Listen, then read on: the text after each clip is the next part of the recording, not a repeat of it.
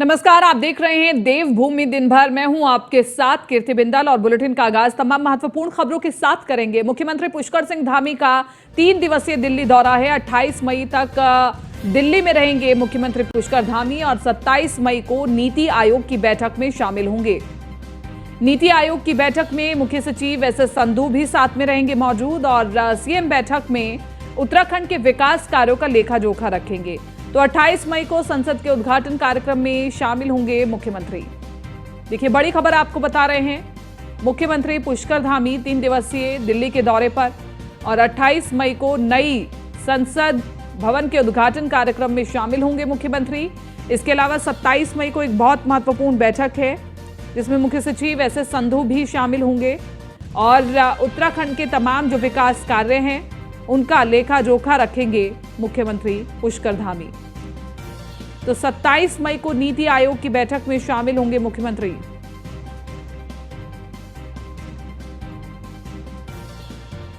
विपक्षी दल ठीक वैसे ही हो गए हैं जैसे उनको किसी भी चीज पर रोना गाना बजाना जैसे कुछ लोगों की आदत होती है आस पड़ोस में रहने वालों की। कोई भी अच्छा काम कांग्रेस को और उसके साथी विपक्षी दलों को जब भी आदरणीय प्रधानमंत्री मोदी जी के नेतृत्व में होता है तो विघ्न बाधाएं पैदा करते हैं। इन दलों के द्वारा देश के अंदर कांग्रेस के समय में जिस प्रकार से आपातकाल सौंपा गया, जिस प्रकार से लोगों को उत्पीड़ित किया गया, पीड़ित किया गया, उनका तमाम प्रकार की यातनाएं दी गई, वो पूरा देश जानता है। और ये केवल विरोध के लिए, जो कि संसद हमारी संविधान की सर्वोच्च संस्था है जहाँ पर हर प्रकार से नीति निर्धारित की जाती है, उसका विरोध करना माने भारत के प्रत्येक नागरिक का विरोध है। और आने वाले समय में इन विरोध करने वालों को जनता जो है बाहर का रास्ता दिखाएगी, वो इनका विरोध करेगी। कि उत्तराखंड के अंदर जो काम हमारे विकास की दृष्टि से चल रहे हैं उन सभी कामों को रखेंगे।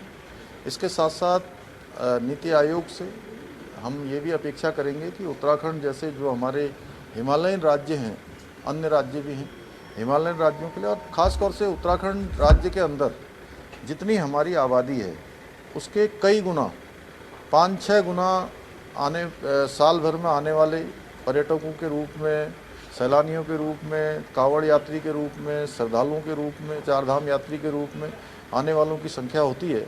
लगभग 7 करोड़ से भी ज़्यादा ऐसे लोगों का हमें कहीं ना कहीं आतिथ्य सत्कार करना पड़ता है, उनको सभी सुविधाएं देनी पड़ती हैं। तो निश्चित रूप से हम अपने अपेक्षा नीति आयोग के समक्ष रखेंगे। यूसीसी पर तेज़ी से काम हो रहा है और हमारा जो मॉडल है यूसीसी का वो उसका ड्राफ्ट पिछले 1 साल से बनने की प्रक्रिया में है और काफ़ी तैयारी उसकी हो गई है। 30 जून से पहले यूसीसी कमेटी हमको ड्राफ्ट दे देगी और ये यूसीसी जो हमने प्रारंभ किया है ये आने वाले समय में निश्चित रूप से सभी के लिए एक मॉडल का काम करेगा। इसलिए उसको बहुत ही हर दृष्टि से उसको जांचने के बाद, परखने के बाद, हमारे स्टेक होल्डरों से बात करने के बाद, जन सामान्य से चर्चा करने के बाद उसको आगे बढ़ाया जा रहा है। मुख्यमंत्री पुष्कर सिंह धामी हरिद्वार में चल रही विश्व हिंदू परिषद की 2 दिवसीय मार्गदर्शक मंडल की बैठक में शामिल हुए। श्री कृष्ण आश्रम कणखल में चल रही इस बैठक में पहुंचने पर मुख्यमंत्री पुष्कर सिंह धामी ने सभी संतों का माल्यार्पण करके स्वागत किया और उनका आशीर्वाद लिया। मुख्यमंत्री पुष्कर सिंह धामी ने संतों से अपना आशीर्वाद बनाए रखने और उनको दिशा निर्देश देते रहने की अपेक्षा की है ताकि वो उत्तराखंड और देश के लिए और धर्म, अध्यात्म और सनातन के लिए कार्य करते रहें। साधु संतों ने उत्तराखंड में लैंड जिहाद के खिलाफ लिए फैसले पर मुख्यमंत्री पुष्कर सिंह धामी का सम्मान भी किया। सीएम पुष्कर सिंह धामी ने इस दौरान कहा कि संतों ने जो उनसे अपेक्षा की है उनको पूरा करने का कार्य करेंगे। साथ ही उन्होंने ये भी बताया कि उत्तराखंड ऐसा राज्य बनने जा रहा है जो समान नागरिक संहिता को लागू करेगा। इसका काम लगभग पूरा हो गया है जो 30 जून तक मिल जाएगा। उनके इस केंद्रीय मार्गदर्शक मंडल में पूज्य संतगण पूरे देश भर से आए हैं। मैं उनका आशीर्वाद लेने के लिए आया हूँ। उनके आशीर्वाद से निश्चित रूप से, उनके मार्गदर्शन से हम सन्मार्ग पर चलें, हम धर्म के मार्ग पर चलें, अच्छे काम करें और ये संकल्प हमारा और दृढ़ होता है। इसीलिए आज सबका आशीर्वाद लिया। हमसे संतगणों की जो भी अपेक्षा है उस संतगणों की सब अपेक्षाओं को हम लोग आगे बढ़ाएंगे, क्योंकि संतगणों का अपना तो कुछ नहीं होता। वो तो जो भी कहते हैं समाज के लिए कहते हैं, देश के लिए कहते हैं, धर्म के लिए कहते हैं, अध्यात्म के लिए कहते हैं। उत्तराखंड में यूसीसी लागू होने से पहले ही इसका विरोध शुरू हो गया। उत्तराखंड नुमाइंदा ग्रुप ने प्रदेश सरकार पर राजनीतिक उद्देश्यों के लिए जनता को भ्रमित करने का आरोप लगाया है। उनका कहना है कि जनता की सामाजिक और आर्थिक आवश्यकताओं को नजरअंदाज कर समान नागरिक संहिता को लागू करना ठीक नहीं है। उन्होंने उत्तराखंड सरकार द्वारा गठित समान नागरिक संहिता की विशेषज्ञ कमेटी की कार्यप्रणाली और उसके द्वारा आमंत्रित सुझाव और अन्य कार्यप्रणाली पर सवाल उठाए हैं। उनका कहना है कि समान नागरिक संहिता का मसौदा जनता को जल्द ही उपलब्ध कराना चाहिए ताकि जनता को पता चल सके कि राज्य की अवधारणा के विपरीत रोजगार, पलायन और भू कानून जैसे मसलों की अनदेखी की जा रही है। जो यूसीसी की कवायद कर रहे हैं, आप क्या उत्तराखंड के अंदर जो बाकी समस्याएं थी, क्योंकि ये एक ऐसा जटिल विषय है, ये कहीं भी यूनिफॉर्म सिविल कोड एक ऐसा जटिल विषय है कि आज आप देखिए आजादी के बाद से आज तक ये किसी प्रदेश के अंदर इसे लागू नहीं कर पाए कि गढ़वाल को आप सुधार नहीं सके हैं। वो समस्याएं जहाँ की तहाँ रह गई। जिस अवधारणा के लिए हमने उत्तराखंड प्रदेश को बनाया था उसकी तो अवधारणा ही खत्म हो चुकी है। उसमें अगर एक लड़की की शादी होती है तो जैसे ही लड़की की शादी होती है उसके हस्बैंड की प्रॉपर्टी में उसका आधा हिस्सा हो जाता है। अगर किसी वजह से उनमें आपस में निभाव नहीं होता है और डाइवोर्स की नौबत आ जाती है तो वो आधा हिस्सा उसकी बीवी को मिल जाता है, चाहे 1 महीने के अंदर ही डाइवोर्स हो जाए। तो जहां पर जेंडर इक्वलिटी की बात हमारे यहाँ पर की जा रही है एक्सपर्ट कमेटी के जरिए, तो जेंडर इक्वलिटी कहाँ है इस नरेंद्र नगर में चल रही G20 समिट में विदेशी मेहमान नरेंद्र नगर के निकट स्मार्ट विलेज के रूप में तैयार किए गए औणी गांव का जायजा लेने आएंगे और इस गांव को सजाया संवारा जा रहा है। गांव में आंगनबाड़ी को स्मार्ट स्कूल के रूप में तब्दील किया गया है, जबकि मिल्क कलेक्शन सेंटर से लेकर कई अन्य सुविधाएं डेवलप की गई हैं। इस गांव से जायजा लिया हमारे ब्यूरो चीफ सुदीप जैन ने और स्थानीय महिलाओं से भी बातचीत की। देखिए। और ये रोड अगर बाहर भी निकल जाए तो और भला होगा। अगर बीच में गड्ढी में रहेगी तो जैसे रेलवे में जाते हैं डालवाला, वहाँ परेशानी होगी। नगर भी मतलब इतना धंधा पानी नहीं होता क्यों, तो वहाँ रोड बाईपास अलग है और वो अलग है। यहाँ पे आंगनबाड़ी का बहुत अच्छे से विकास किया गया है G20 के लिए, और बच्चों के लिए तरह तरह के खिलौने और ऐसी ऐसी टेक्नोलॉजी आई है जिससे कि यहाँ के बच्चे कुछ सीख पाएंगे और आगे चलकर उनका मानसिक और शारीरिक विकास अच्छे से हो पाएगा। ये हमारे गांव के लिए बहुत गर्व की बात है कि यहाँ पर ऐसी ऐसी टेक्नोलॉजी आ रही है जिससे हमारे बच्चों को कुछ सीखने के लिए मिलेगा। हमारा स्कूल बहुत अच्छा बना है और बेसिक स्कूल भी, जूनियर हाई स्कूल भी अच्छा बना है सर, और सड़कें पे टाइलें लगी। हमारा गांव का बहुत अच्छा विकास हुआ। ओणी बहुत अच्छा बदल गया सर, जैसे पंचायती भवन हो गया और हमारी सड़क हो गई, हमारा स्कूल हो गया। बहुत गांव में हम मौजूद हैं। ओणी गांव को स्मार्ट विलेज के रूप में डेवलप किया गया है और G20 समिट के तहत जो विदेशी मेहमान आए हुए हैं उनको इस गांव का नज़ारा दिखाया जाएगा। यहाँ पंचायत घर को स्मार्ट विलेज के रूप में बदला गया है। एक मिल्क कलेक्शन सेंटर तैयार किया गया है, सड़कें अच्छी की गई हैं, स्ट्रीट लाइट, बिजली, सड़क, पानी की व्यवस्था को बेहतर किया गया है। करीब 1 माह से इस गांव में काम चल रहा है और एक स्मार्ट विलेज के रूप में एक गांव को कैसे बनाया जा सकता है जहां सारी सुख सुविधाएं हों, आधुनिक तरीके से लोगों को जानकारी मिल सके और एक हाइजीनिक माहौल यानी साफ सफाई पर भी विशेष फोकस किया गया है। अब ठीक इस मकान को देखें तो इस पर उत्तराखंड के जो छोलिया नृत्य है उसकी भी तस्वीर एक नेचुरल लुक के रूप के साथ दिखाई गई है, जबकि एपड़ की भी प्रस्तुति दी गई है, मकान की दीवार पर दिखाई गई है। एपड़ को पारंपरिक रूप से बेहद शुभ माना जाता है और एपड़ देश विदेश में बहुत तेजी से प्रसिद्ध भी हो रहा है। तो औणी गांव के इस इलाके में G20 समिट के तहत आए विदेशी मेहमान घूमेंगे और अभी भी यहाँ पर काम काज जारी है। ये देखिए, एक बोर्ड तैयार कराया जा रहा है जिस पर कई जानकारियाँ अंकित होंगी। इसी प्रकार से जो सड़कें हैं उनको पूरी तरह दुरुस्त करने का काम किया जा रहा है। अधिकारियों की टीम, प्रशासन की टीम लगातार इस गांव में एक्टिव है ताकि कोई कोर कसर न रह जाए। राज्य सरकार का ये प्रयास है कि पहाड़ के दूरस्थ इलाके जहां की विषम भौगोलिक परिस्थितियां हैं, जहां काम करना बेहद कठिन है, वहां भी स्मार्ट विलेज तैयार हो सकता है। थोड़ा वक्त जरूर लगा परंतु इसे एक सकारात्मक प्रयास जरूर कहेंगे। कैमरा सहयोगी अंजीत के साथ सुदीप जैन, औणी गाँव। लक्सर क्षेत्र में 3 बड़े सड़क हादसों में 8 लोगों की मौत के बाद स्थानीय विधायक उमेश शर्मा ने शुक्रवार को गंगा के तटीय इलाकों में छापेमारी की।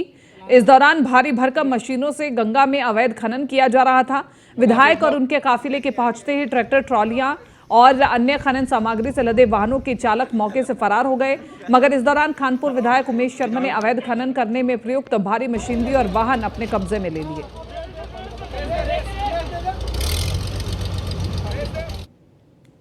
मेरी विधानसभा के 3 नवयुवक बच्चे जिन्होंने अभी जीवन भी नहीं देखा था, उनकी निर्मम तरीके से हत्या कहूंगा, क्योंकि जिस तरह उनको डंपर ने 500 मीटर तक कुचला है, उनको घसीटते हुए ले गया है, वो घटना बर्दाश्त से बाहर की घटना है। ऐसे ही लक्सर में 2 मासूम बच्चों की मौत हो गई और एक व्यक्ति की। उसके बावजूद भी प्रशासन जागने को तैयार नहीं है। यहाँ की स्थिति आप स्वयं देख रहे हैं इस समय, कितना माल, यहाँ करोड़ों रुपए का माल इकट्ठा कर रखा है। जेसीबी चल रही है, बड़ी बड़ी मशीनें चल रही हैं। सबसे बड़ी बात, पनडुब्बी, पूरा सेटअप लगाया गया है यहाँ पर, और पूरा का पूरा खनन उत्तराखंड के माध्यम से, पूरा का पूरा खनन उत्तराखंड में हो रहा है। कितनी दुखद बात है। इतना गंभीर घटना होने के बावजूद भी लोग जाग। और ब्रेक के बाद रुक करें अगली खबर का। विकास नगर विधायक मुन्ना सिंह चौहान ने क्षेत्र में लव जिहाद के मामले सामने आने के बाद पुलिस से सख्त कार्रवाई करने को कहा है। साथ ही उन्होंने आशंका जताई है कि कुछ लोगों के तार केरल और आईएसआई और आईएस से भी जुड़े हो सकते हैं। चौहान ने कहा कि जिसकी जांच होनी चाहिए। बता दें, पछुवादनू क्षेत्र में पिछले 1 सप्ताह में अलग अलग 3 ऐसे मामले सामने आए हैं जिन्हें लव जिहाद से जोड़ करके देखा जा रहा है। इन घटनाओं में पीड़ितों की तहरीर के आधार पर मुकदमा दर्ज कर आरोपियों को जेल भेजा जा चुका है, जिसको लेकर के विकास नगर विधायक मुन्ना सिंह चौहान ने गहरी चिंता जाहिर करते हुए कहा कि क्षेत्र में लगातार लव जिहाद जैसे मामले सामने आ रहे हैं। इससे साफ है कि एक सोची समझी साजिश के तहत षड्यंत्र रचा करके हिंदू युवतियों और महिलाओं को शिकार बनाया जा रहा है। चौहान ने यह भी कहा कि बीते दिन सामने आए प्रकरण का कनेक्शन केरल से जुड़ रहा है, जिससे केरल स्टोरी जैसी आशंका से इनकार नहीं किया जा सकता। जैसपुर विधानसभा में ही एक कोटड़ा गांव है, वहां के एक महिला को भी ये इसी प्रकार से ट्रैप में फंसाया गया, और जब उनको राउंड अप कराया, कल उनकी गिरफ्तारी कराई विकासनगर में, तो जो व्यक्ति इसमें मुख्य आरोपी हैं उसका केरल से गहरा कनेक्शन है। लिहाजा मैंने पुलिस को बहुत सख्त हिदायत दी है कि ना केवल उनको जो सीधे तौर पर इस षड्यंत्र में, इस गुनाह में सम्मिलित है, ना केवल उनको, बल्कि जिन लोगों ने अपने घरों में इनको शेल्टर दिया, संरक्षण दिया, इनकी पैरवी की, इनकी मदद करते थे, उनकी भी सबकी छानबीन करके सबके खिलाफ सख्त कार्रवाई हो। किसी भी कीमत पर यहां पे एक घृणित धर्मांतरण का प्रयास, हमारी माताओं, बहनों, बेटियों को ट्रैप में फंसा करके उनका इस प्रकार से शोषण, ये किसी भी कीमत पर बर्दाश्त नहीं किया। खटीमा में शुक्रवार शाम एक इनोवा कार शारदा नहर में गिर गई और कार नहर में गिरने से 5 लोगों की मौत हो गई। मृतकों में महिला के साथ कार चालक और 3 बच्चे शामिल हैं। स्थानीय लोगों की मदद से पुलिस ने 5 शवों को शारदा नहर से बाहर निकाला। शवों का पोस्टमार्टम करा करके पुलिस ने परिजनों के हवाले किया और मृतकों में महिला द्रौपदी, उसकी बेटी, भाई के 2 बच्चे और कार चालक शामिल हैं। द्रौपदी देवी लोहिया हेड पावर हाउस में कार्यरत थी। वो गुरुवार देर शाम चकरपुर अंजनिया निवासी अपने भाई मोहन चंद के घर से अपने भाई के 2 बच्चों को लेकर अपने लोहिया हेड स्थित घर को शारदा नहर मार्ग से होकर कार से लौट रही थी। द्रौपदी के घर न पहुंचने पर उसके भाई ने जब फोन किया तो उसका फोन स्विच ऑफ आया, जिसके बाद द्रौपदी के भाई मोहन चंद ने अपनी पत्नी के साथ स्कूटी में सवार होकर खोजबीन शुरू की। इस पर उन्हें car Lohia head power channel के पास शारदा नहर में गिरी हुई दिखी। द्रौपदी के भाई ने तुरंत इसकी सूचना पुलिस को दी, जिसके बाद पुलिस की टीम ने घटनास्थल पर पहुंचकर गोताखोरों के माध्यम से कार से सभी 5 लोगों को बाहर निकाला।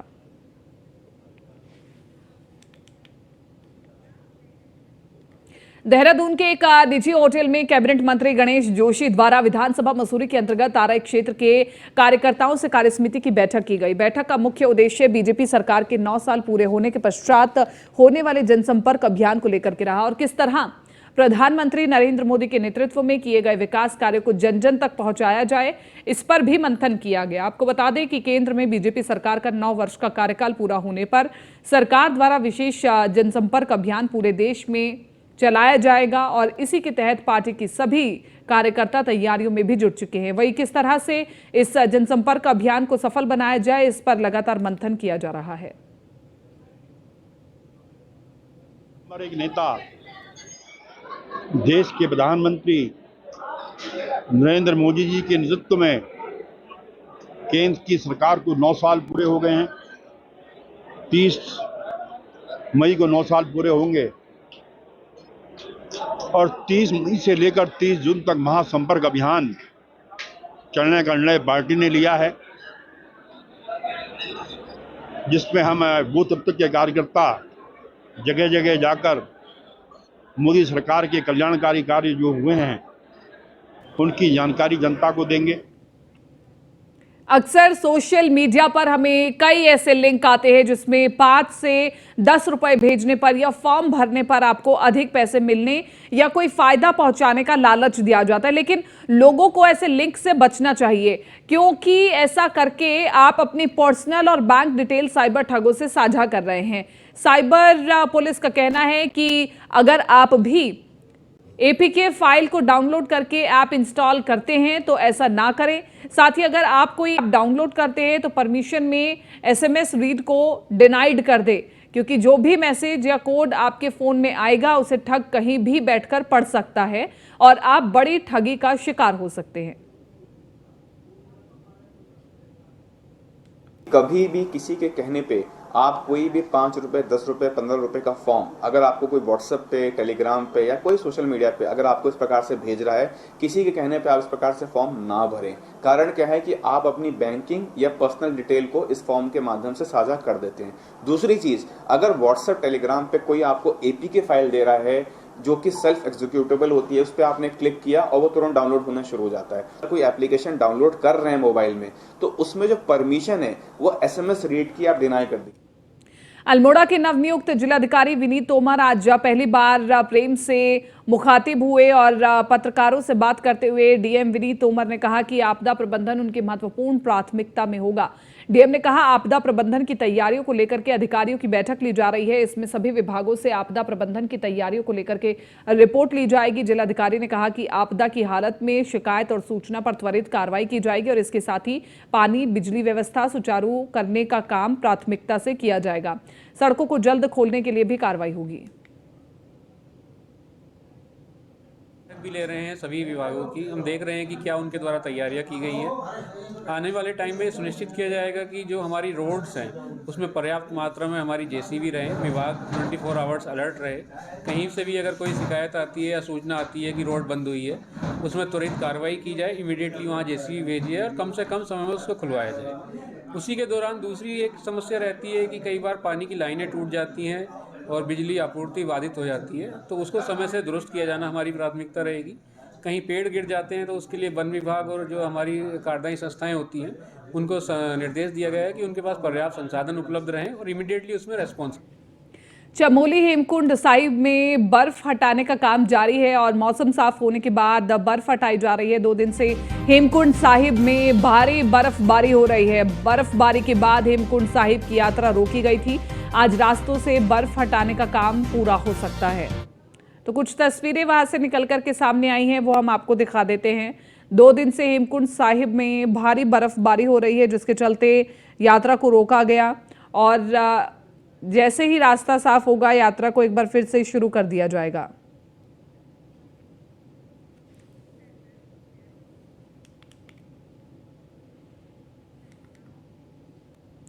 विश्व विख्यात केदारनाथ धाम की यात्रा ने इस बार पुराने सभी रिकॉर्ड को तोड़ दिया है। मौसम की तमाम दुश्वारियों और 2 दिनों तक यात्रा बंद रहने के बाद भी 1 माह में 5 लाख से अधिक यात्रियों ने बाबा केदार के दर्शन कर लिए हैं और इस बार की यात्रा में पिछली यात्रा के सीजन की तुलना में अधिक यात्री पहुंच रहे हैं। पिछली बार तक जहां प्रत्येक दिन 15 से 20 हजार यात्री केदारनाथ धाम जाते थे, वहीं इस बार 20 से 24 हजार के बीच यात्री केदारनाथ पहुंच रहे हैं। रुद्रप्रयाग के जिलाधिकारी मयूर दीक्षित ने कहा कि यात्रा शुरू होने के दौरान मौसम खराब रहा और यात्रा 2 दिनों तक स्थगित भी रही। बावजूद इसके रिकॉर्ड संख्या में यात्री केदारनाथ धाम पहुंच रहे हैं। मौसम खराब होने के बावजूद भी प्रशासन यात्रियों को बेहतर से बेहतर सुविधाएं देने में लगा हुआ है। काफी बारिश और बर्फबारी भी रही और 1-2 दिन हमारी यात्रा प्रभावित भी रही, परंतु आज हमारा पूरा ये जो नंबर है वो 5 लाख से ऊपर क्रॉस कर जाएगा। कल तक ये नंबर 4,97,000 हो गया था और पिछली यात्रा से अगर कंपेयर करें तो जब से मौसम हमारा खुला है, हमारे जो नंबर्स हैं वो पिछले साल के नंबर से भी ज़्यादा चल रहे हैं। फिलहाल इस बुलेटिन में मेरे साथ इतना ही। आप बने रहिए न्यूज़ 1 इंडिया के साथ।